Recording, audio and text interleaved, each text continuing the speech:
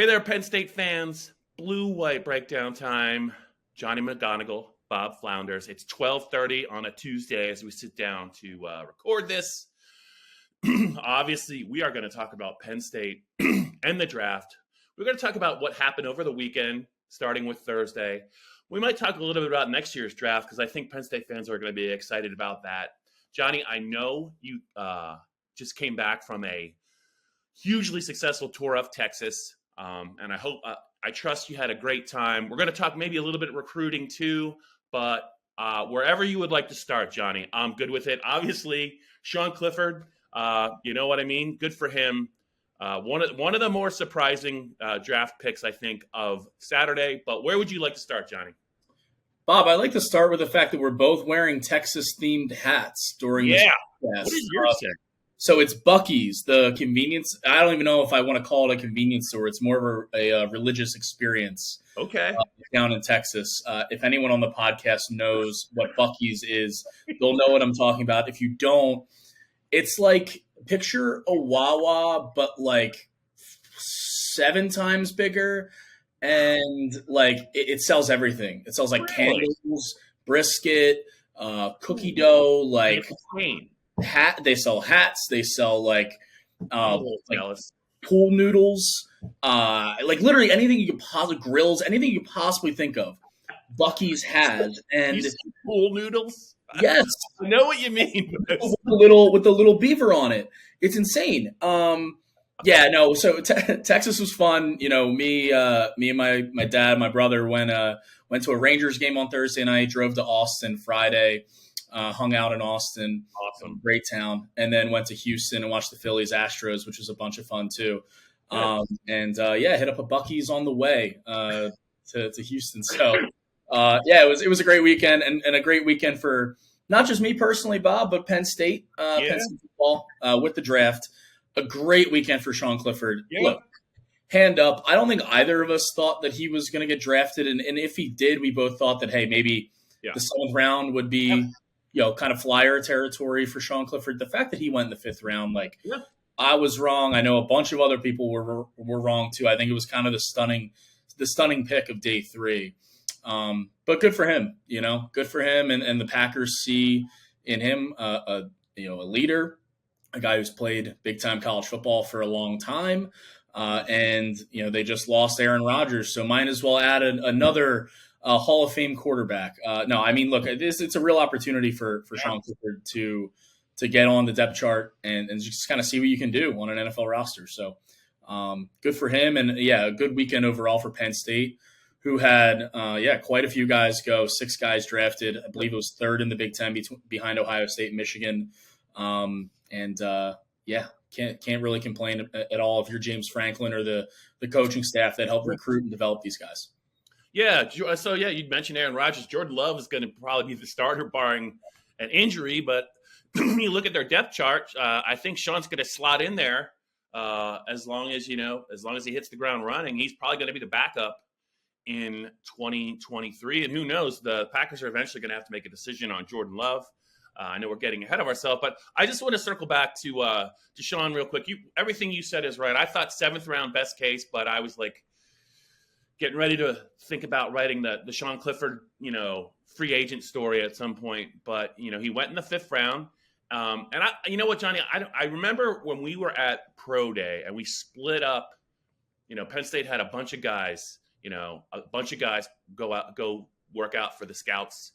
And GMs and the guys who were at the combine were obviously there. They didn't really do that much, but the pro day was really for the guys who did not, get invited to the combine.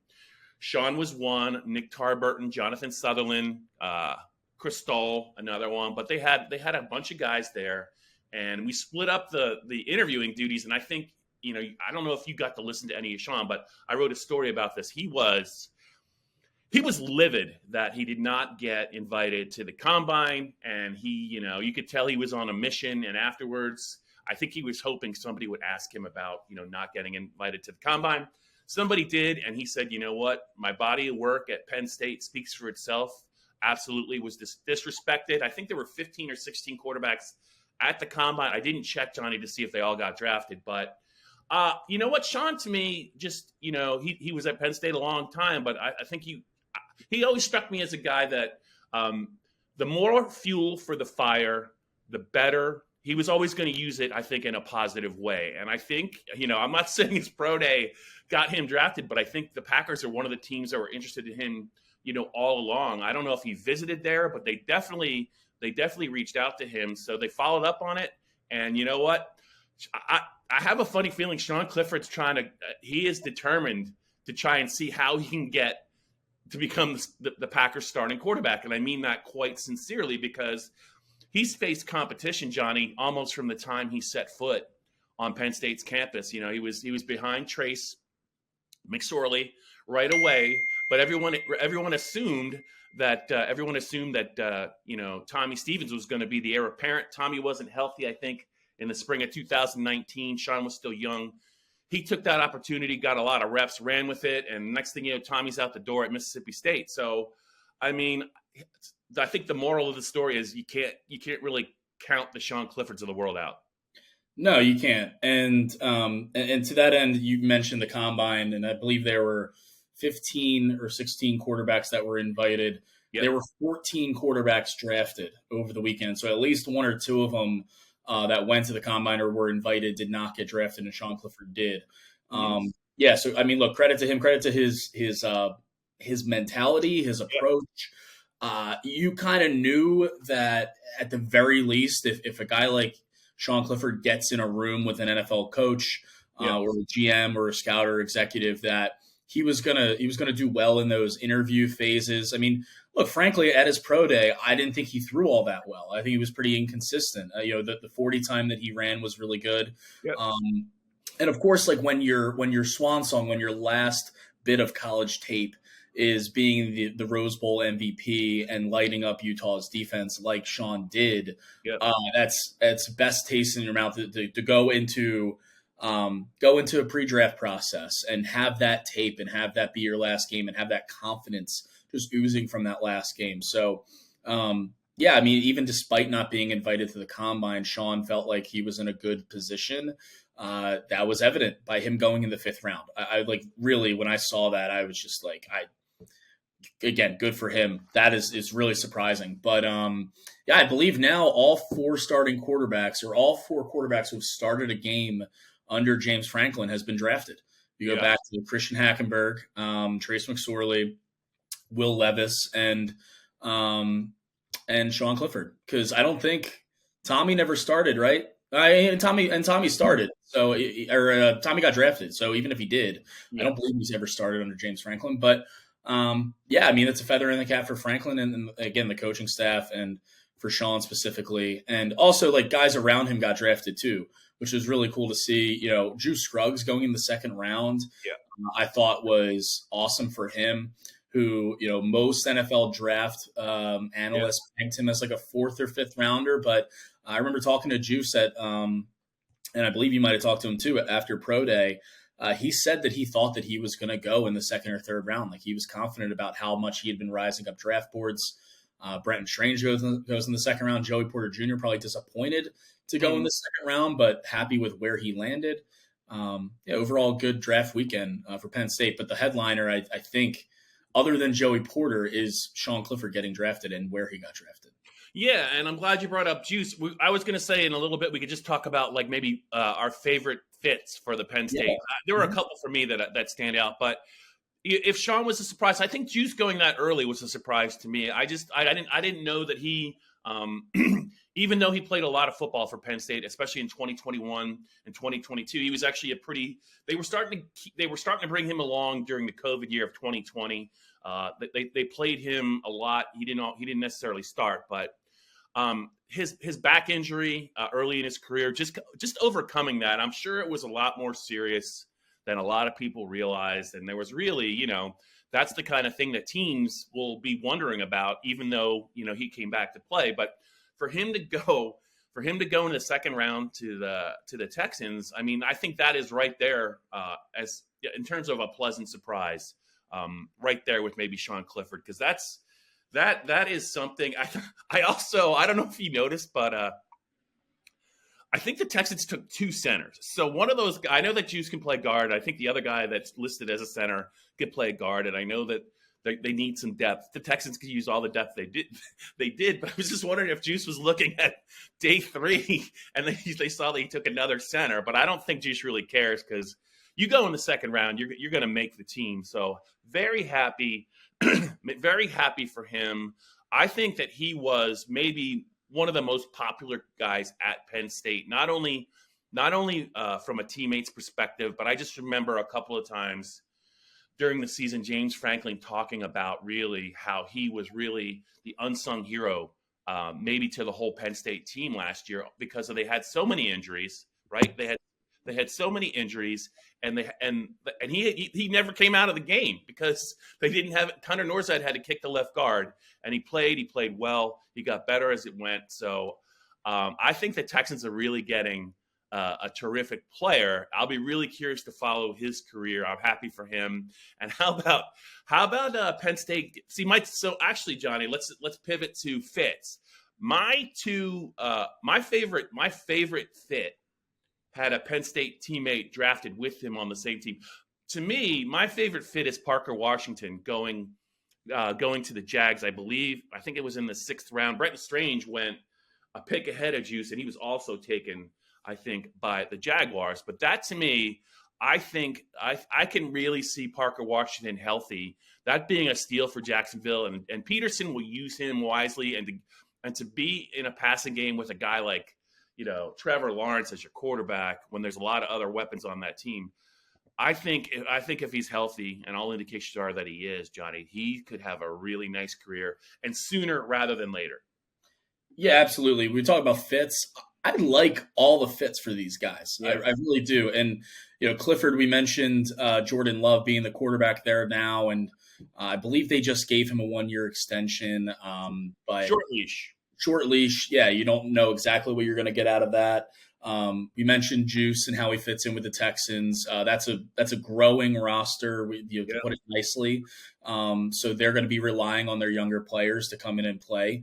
And they'll probably be, drafting high again. But I guess they ended up trading up, right? So they traded their 1st-round pick. So it's not like they'll get but either way, they're not going to be a good team. And so he's going to be able to, get some playing time.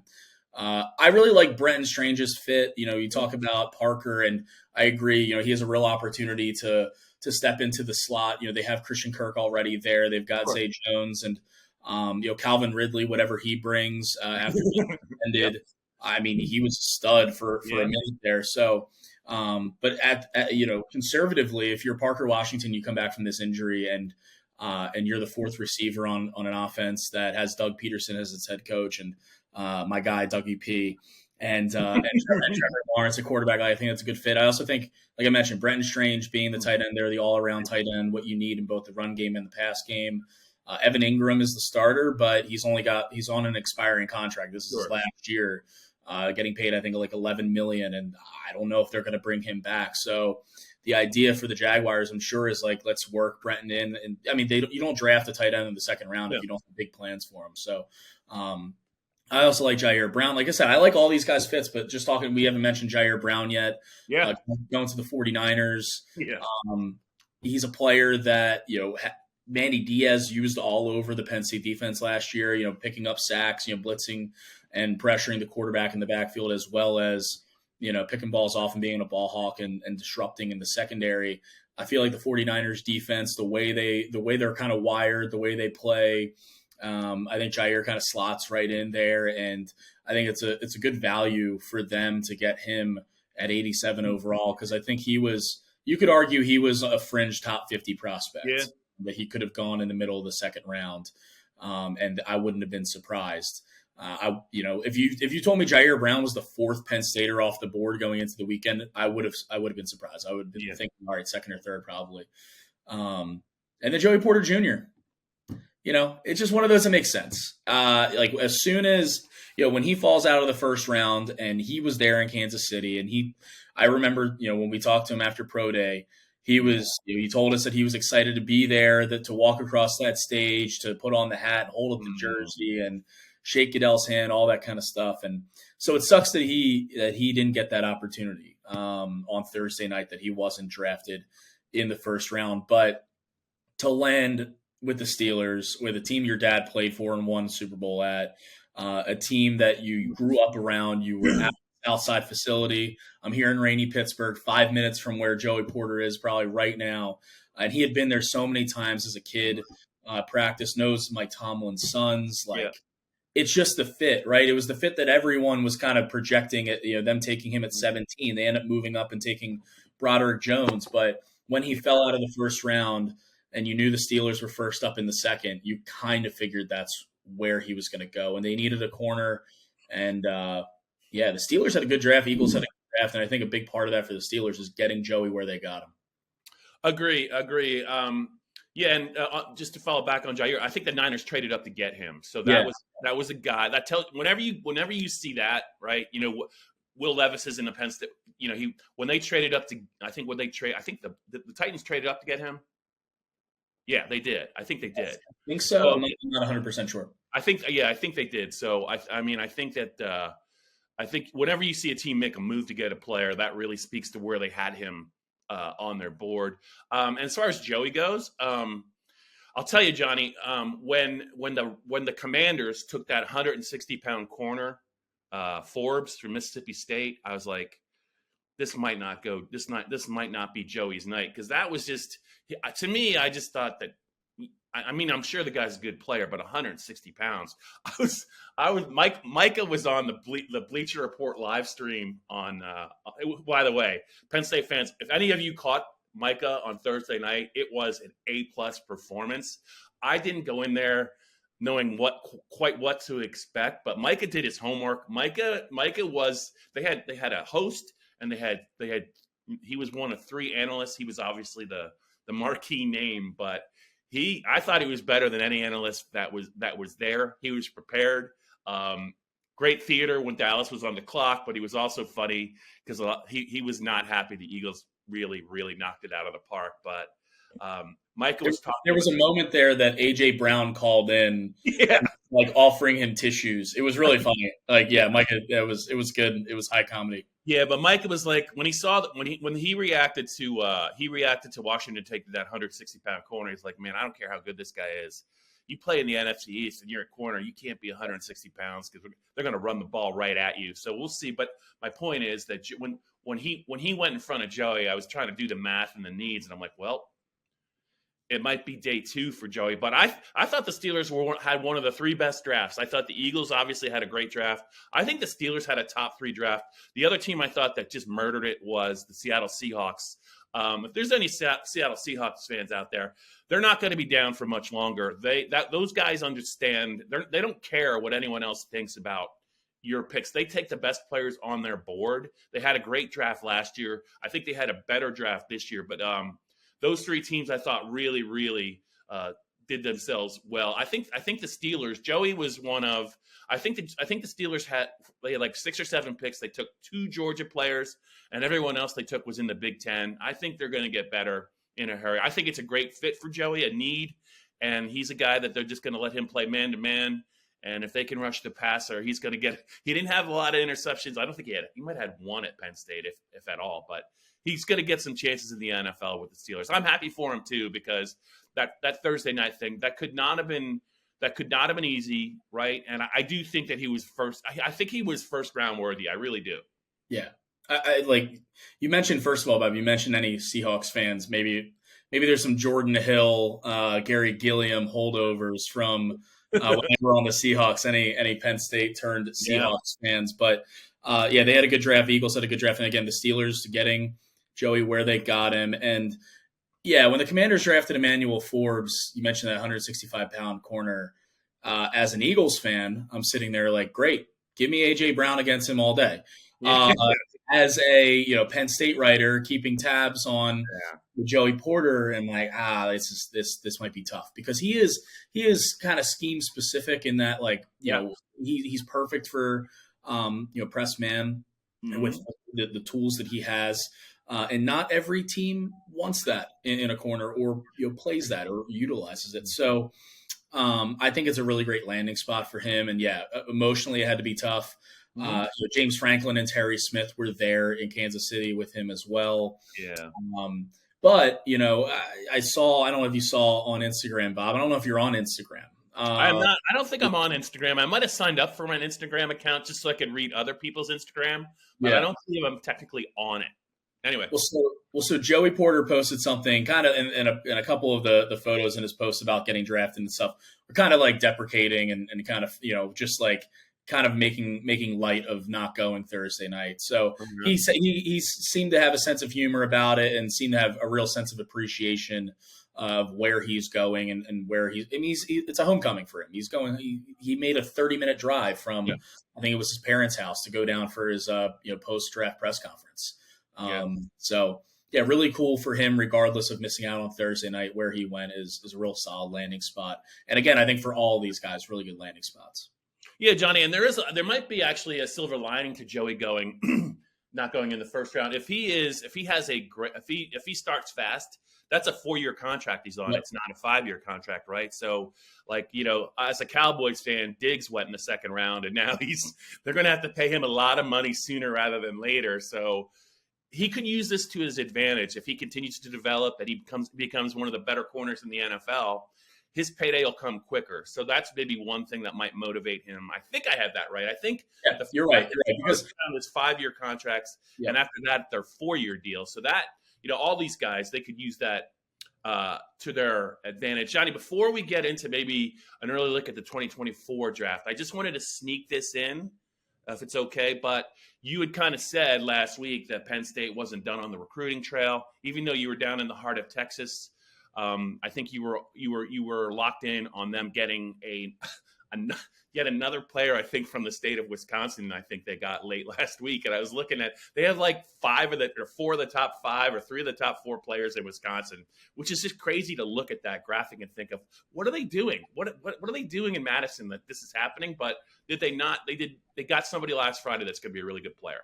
They did, Bob. Yeah, and this was one that I had mentioned on the podcast, and kind of anyone who covers, most people cover Penn State football, kind of saw this one coming. This was, for me, Bob, this was pre-written on Wednesday, before he committed on Friday. Corey Smith, 4-star running back from Catholic Memorial High School in Waukesha, Wisconsin. I really hope I'm saying that right. I'm going to have to learn it if I'm saying it wrong. Yeah. If that sounds familiar, though, it's because Donovan Harbor, the 4-star offensive lineman from Catholic Memorial, also committed to Penn State a couple weeks back now. So teammates joining up in State College. And to go along with those two, Garrett Sexton, who committed last Monday from Arrowhead High School in Heartland, Wisconsin. So 3, and Sexton's a 3-star, 4-star, depending on where you look. So we call him a 4-star, 3 4-star prospects from the state of Wisconsin verbally committed to Penn State's 2024 recruiting class. In the James Franklin era, he had only signed 2 Wisconsin natives, 2 scholarship Wisconsin natives. It's Robert Windsor in 2015 and Jerry Cross in 2022. So looking to supersede that in one class. Bob, and it's a class that's again one of the best in the country at this point.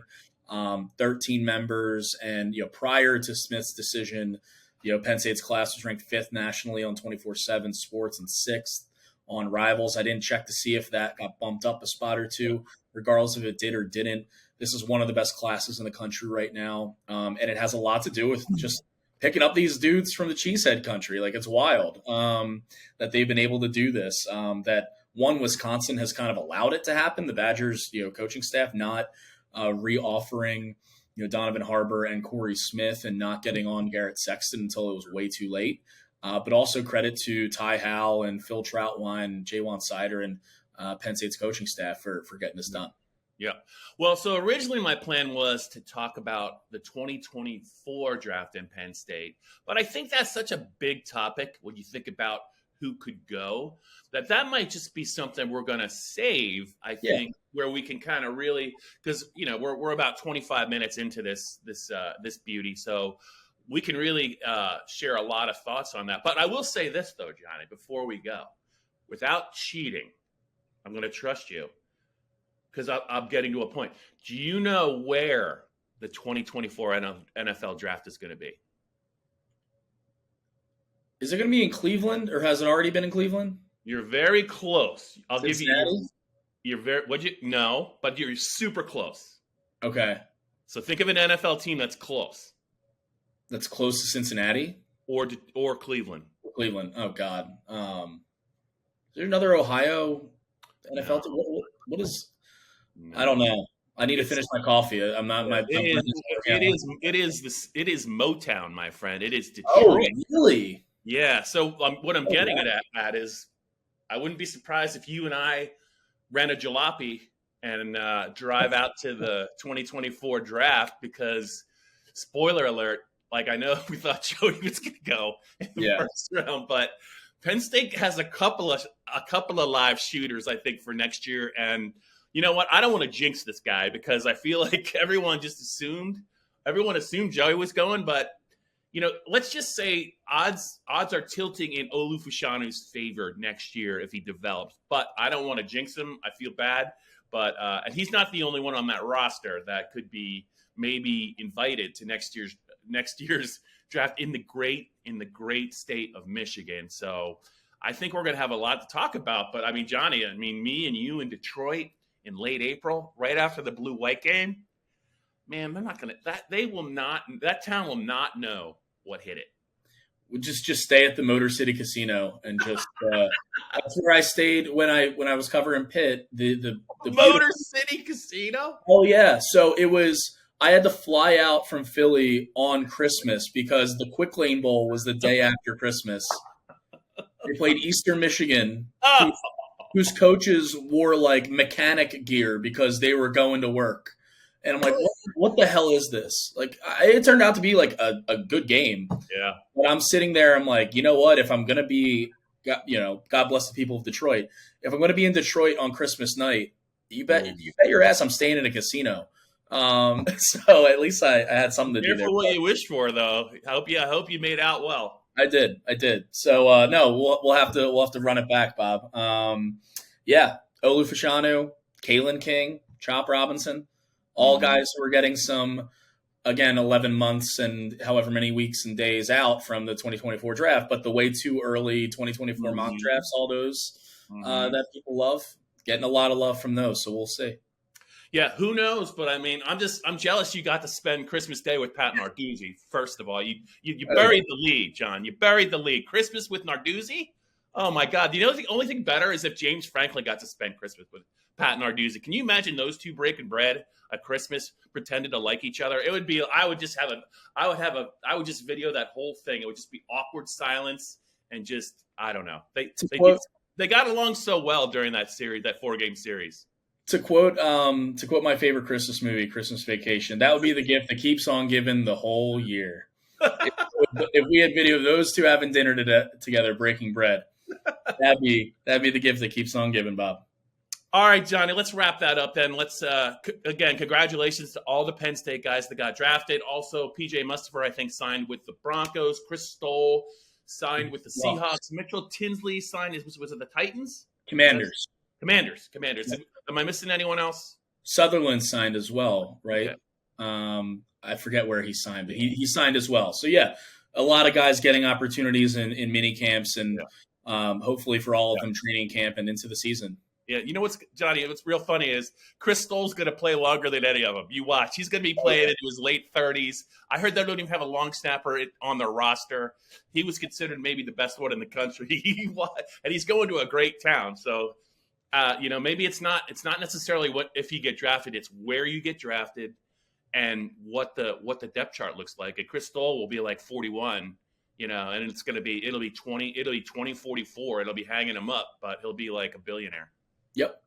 That's the life, right? That's the life.